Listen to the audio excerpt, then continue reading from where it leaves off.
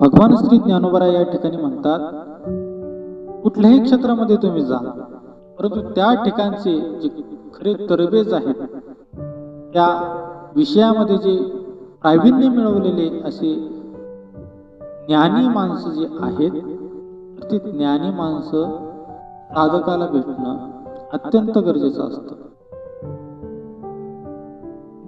आणि त्या साधकाचं खऱ्या अर्थाने ते एक भाग्यच असतं. तर त्या पद्धतीने योग साधनेमध्ये मला सुद्धा श्री गुरु मिळाले.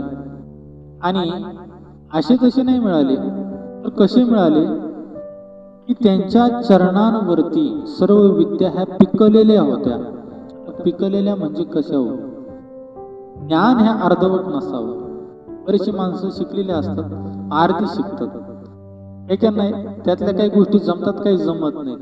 तर माऊली तर म्हणतात माझे गुरु तसे नाहीत. बिना अनुभव कोरा कागद, शाब्दिक ज्ञान तो अंधा आहे. अर्धवट ज्ञान काही कामाचं नसतं. तर माझे श्री गुरु असे आहेत की सर्व विद्यांमध्ये प्रवीण आहेत, परिपूर्ण आहेत सर्व विद्यांच्या माध्यमातून. आणि साधकांसाठी ते खऱ्या अर्थाने मातृवत आहे. आईच्या अंतकरण जसं मन मिळावं असतं, कोमल असतं, कृपाळू असतं, तसं त्यांचं अंतकरण आहे. अहो एवढंच नाही, ते शीतल आहेत, शांत स्वभावाचे आहेत, शिष्याला चांगल्या पद्धतीने शिकवणारे आहेत. आणि त्याच्याचमुळं आम्ही या ठिकाणी घडू शकलो. आणि याच कारणाने इतके छान असे श्री गुरु आम्हाला मिळाले, इतके उत्तमातील उत्तम सर्वोत्तम अशा प्रकारचे श्री गुरु आम्हाला प्राप्त झाले. हे आमचं भाग्य. आणि त्याच्यामुळं आम्ही आमच्या गुरूंची जी सावली आहे, सावली या शब्दाचा अर्थ आहे संगत. सावली या शब्दाचा अर्थ आहे की श्री गुरूंची आज्ञा आम्ही कधी मोडत नाही.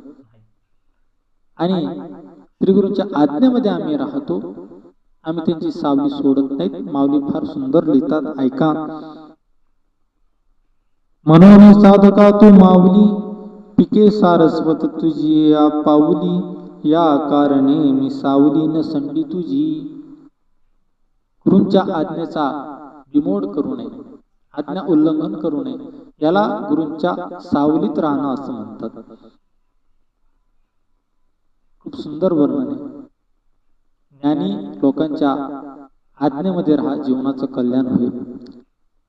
ज्ञानेश्वरीच्या विचारांमध्ये जीवन जगा, कल्याण होईल.